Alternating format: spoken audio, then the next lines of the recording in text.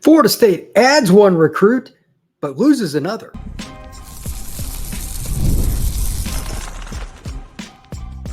You are Locked On Seminoles, your daily podcast on the Florida State Seminoles. Part of the Locked On Podcast Network, your team every day. Welcome back into Locked On Seminoles. I am your host, Brian Smith. Thank you for making this your first listen each and every day. I truly appreciate you stopping in to talk some Noles football with me. Today's show is brought to you by FanDuel. Place your first $5 bet and you'll receive $200 in bonus bets guaranteed.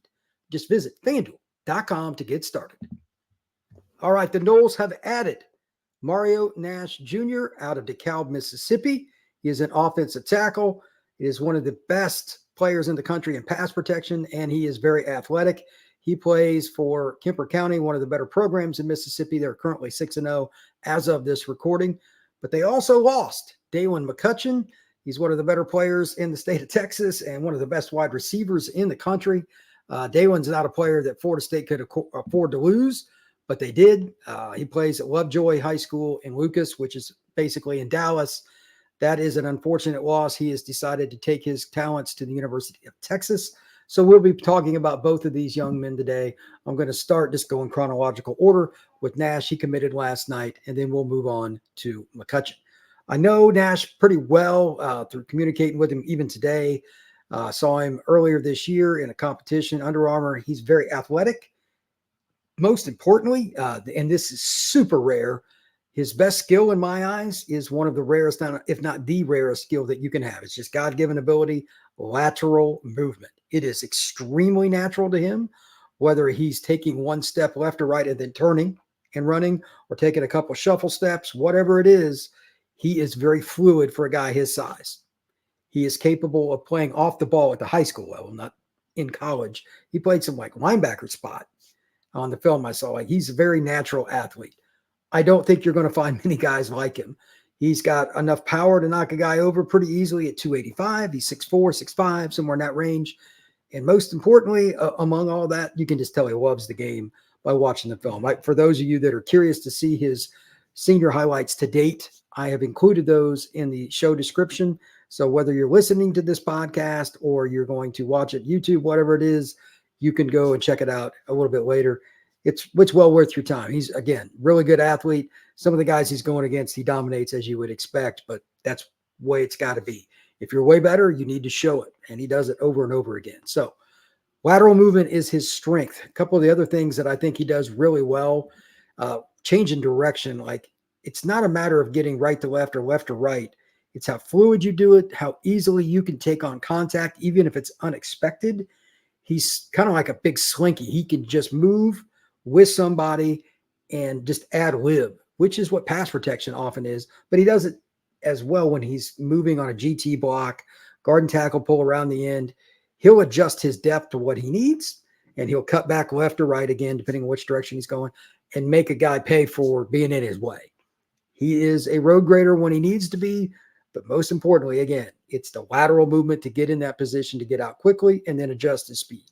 Very natural athlete. Far as rankings and all the fun stuff go with the recruiting services, here's what we got for Mario Nash Jr.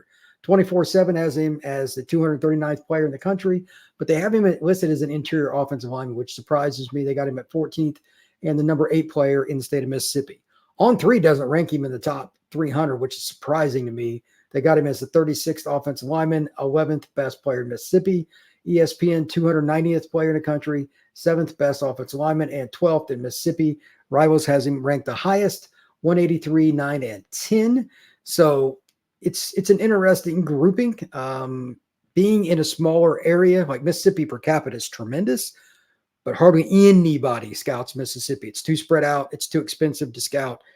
So if you're not seen by somebody at a camp and having an elite day, in their opinion, that's the only evaluation you're going to get. So I'm always a little lukewarm on the evaluations on any Mississippi kid, Arkansas kid.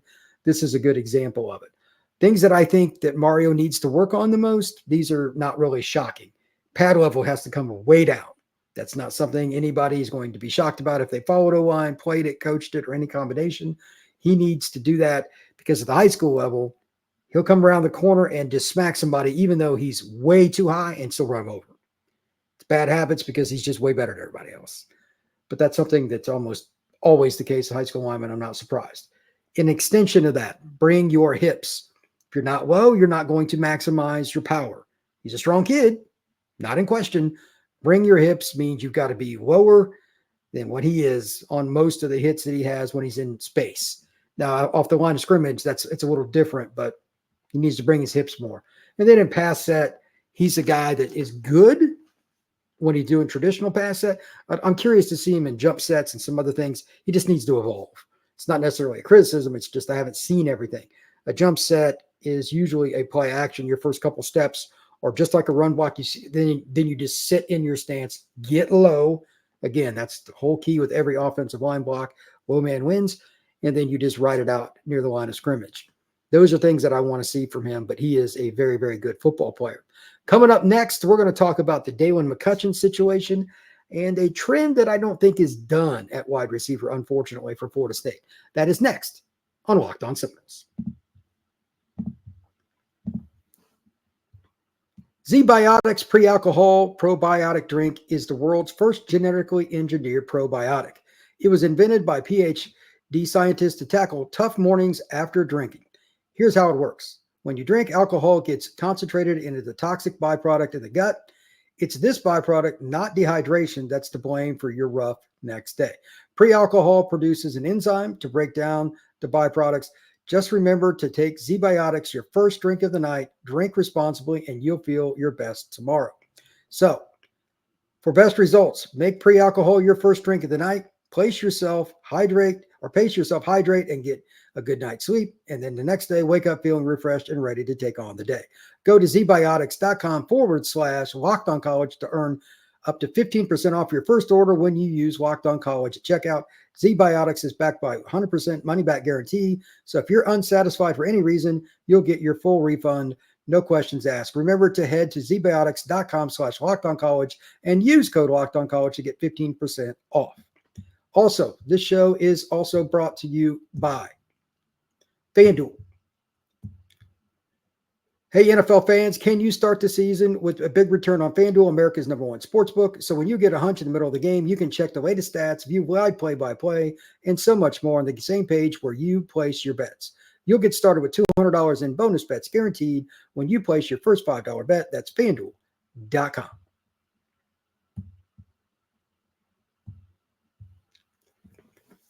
So the Florida State Seminoles have picked up Mario Nash, really good football player. I'm looking forward to seeing what he can do in a Noles uniform.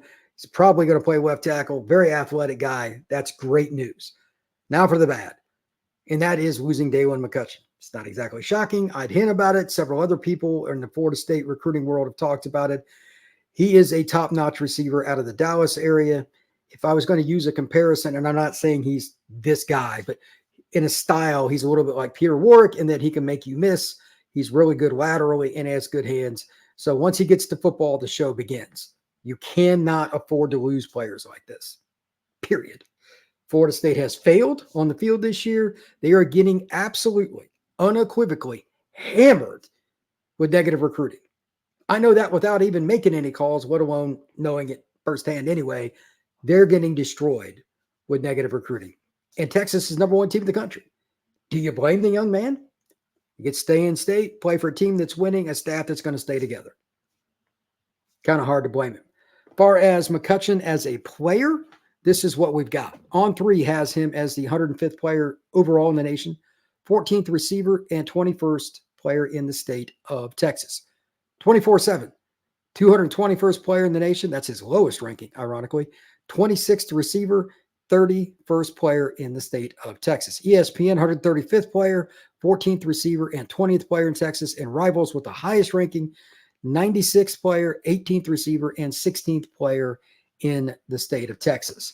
So Florida State had a really good receiver class last year. Obviously, they threw it all around, made big plays. They were one of the most exciting offenses in college football.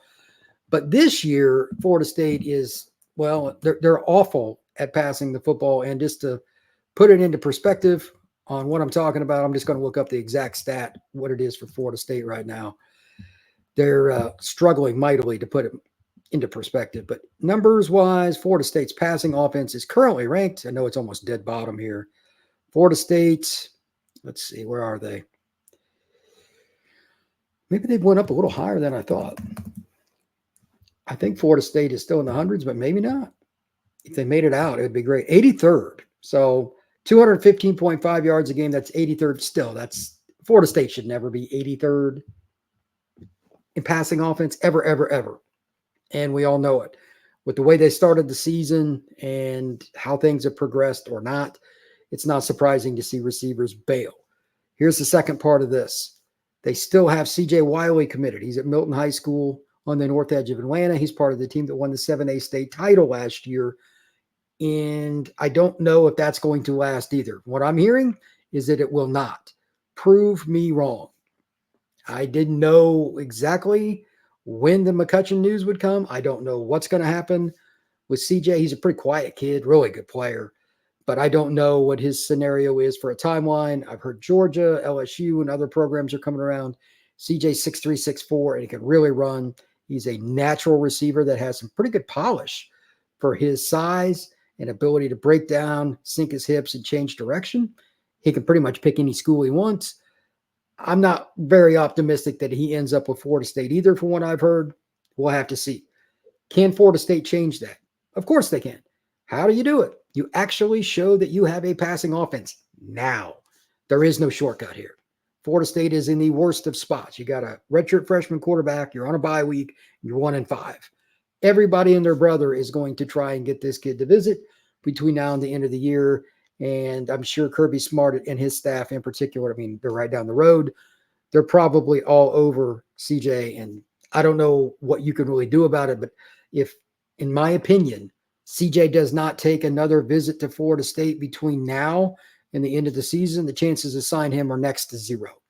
You must get him on campus to be around Brock, to be around Luke, and it will help. I know that he's met them before, but to see what they're like now that they've been through things, for him to reassess what's going on. Georgia's quarterback room's in really good shape. They got Jaden Rashada that transferred in. They've got a pretty good backup. They're not hurting. What does Florida State have to offer? I mean, that's a fair question. And everybody else that's recruiting him too. I'm sure Bama and Tennessee and everybody else are trying to get him to visit as well. Keep an eye on this one. It's a very, very important situation for Florida State to get over, because if you lose 3 receivers in one class, it is going to come back to haunt you down the road. You just can't do it. And I'm not saying they can't get other guys, but right now it's just hard to recruit receivers. So not losing them is easier than adding. Plus CJ Wiley, I think, is a future National Football League player, although I think McCutcheon is as well. So Florida State football is in a bit of a rut at the wide receiver position, but we'll see what they can do next. That's going to wrap it up for today. This is an off week, so there's no prediction show or anything, but please hit that like button, hit that subscription, and make sure you share this podcast. I appreciate you stopping in to talk some Locked On Seminoles with me. I will talk to you soon.